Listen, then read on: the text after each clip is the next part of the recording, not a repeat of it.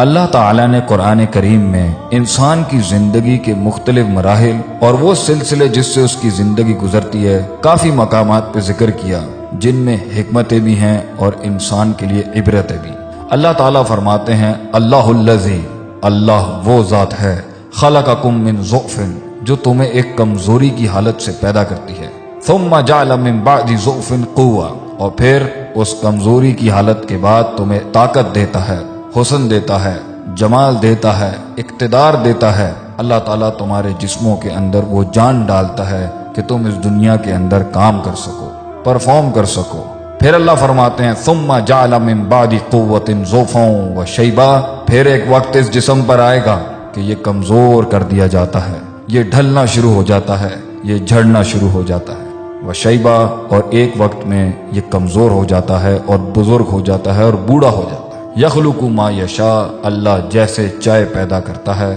وہو العلیم القدیر، اور وہ علم والا اور قدرت والا ہے۔ اللہ تعالیٰ انسان کو ان آیات میں یہ سمجھانا چاہتے ہیں کہ تیری زندگی کمزوریوں کا دور ہی ہے، تو پیدا بھی ایسے حقیر نطفے سے ہوا، تو اس کے بعد ایک اور کمزوری کی حالت میں جاتا ہے، پھر تو ماں کے رحم میں کمزوری میں ہوتا ہے، پھر تو اس دنیا میں پیدا ہونے کے بعد ایک کمزوری اور ضعف کی حالت میں ہوتا ہے۔ طاقت اور اقتدار، جسم میں قوت اور توانائی اور کچھ کرنے کا جذبہ کچھ ہی سالوں کا تجھے ملتا ہے، جس کے اندر اللہ چاہتے تھے کہ تو اس کی عبادت کرتا، اس کی فرما برداری کرتا، خواہشات کو ختم کر کے اپنی نفس سے لڑتا اور اپنے آپ کو ایک کامل انسان بناتا اور پھر اللہ کا ایک غلام بناتا۔ مگر انسان اپنے اس چھوٹے سے وقت کے اندر، جہاں اللہ فرماتے ہیں ثم جعل من بعد ضعف قوة، جب ہم اس کمزور اور ضعیف حالت کے بعد جو اس کا بچپن تھا، اس کے بعد اس کو جوانی دیتے ہیں اور قوت دیتے ہیں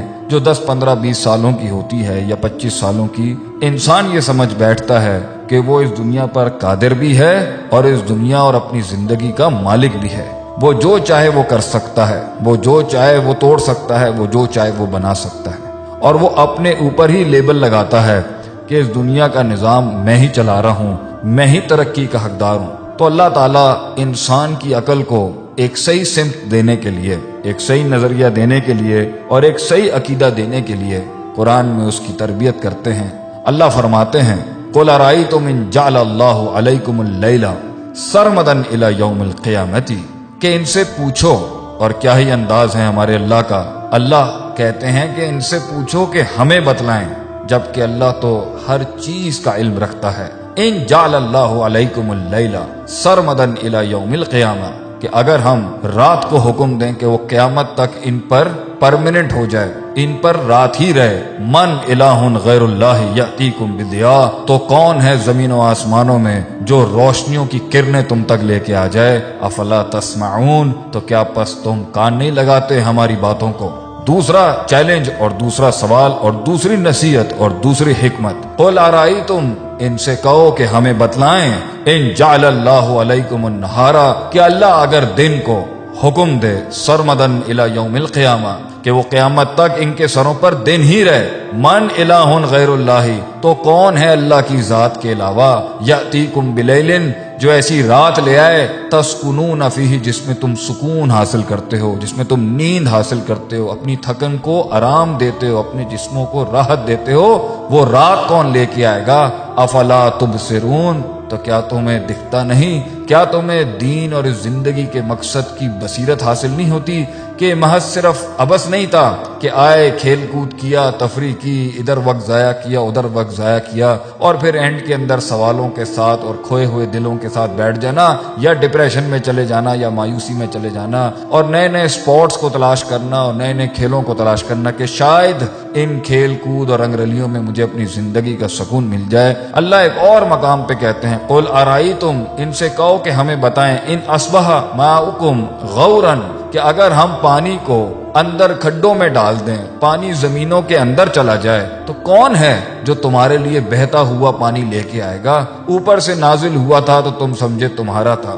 زمین کے اندر لے جائیں گے تو تم اسے واپس کیسے لے کے آؤ گے؟ اللہ فرماتے ہیں ان باتوں پہ تم غور نہیں کرتے۔ ایک اور مقام پہ اللہ فرماتے ہیں قُلْ أَرَأَيْتُمْ إِنْ أَخَذَ اللَّهُ سَمْعَكُمْ وَأَبْصَارَكُمْ، کہ اگر اللہ تعالیٰ ان کے سننے اور دیکھنے کی طاقت کو ہی لے جائے، وختم علی قلوبکم، اور ان کی سمجھنے کے اوپر، ان کی دلوں کے اوپر مہر لگا دیں کہ یہ صحیح اور غلط کا فیصلہ نہ کر سکیں۔ من الہ غیر اللہ یاتیکم بہ، تو کون ہے جو تمہاری نظروں کو واپس لا کے دے سکتا ہے؟ تمہارے سننے کی طاقتوں کو کون لا کے دے سکتا ہے؟ اگر اللہ تمہیں بہرا بنا دے، گونگا بنا دے، اندھا بنا دے، اور تمہارے دل اور سمجھنے کی طاقت ہی ختم کر دے اور تمہیں پاگل بنا دے، کون ہے اللہ کے سوا جو ان طاقتوں کو تمہارے پاس واپس لا سکتا ہے؟ بلکہ اللہ تو فرماتے ہیں امن یجیب المضطر اذا دعاہ، کون ہے جو جواب دیتا ہے اس بے قرار کو جب وہ تکلیف میں تڑپتا ہے اور ہمیں پکارتا ہے، اذا دعاہ، جب وہ یاد کرتا ہے ہمیں، تسبیحاں پڑھتا ہے ہماری، جب زندگی تنگ ہو جاتی ہے،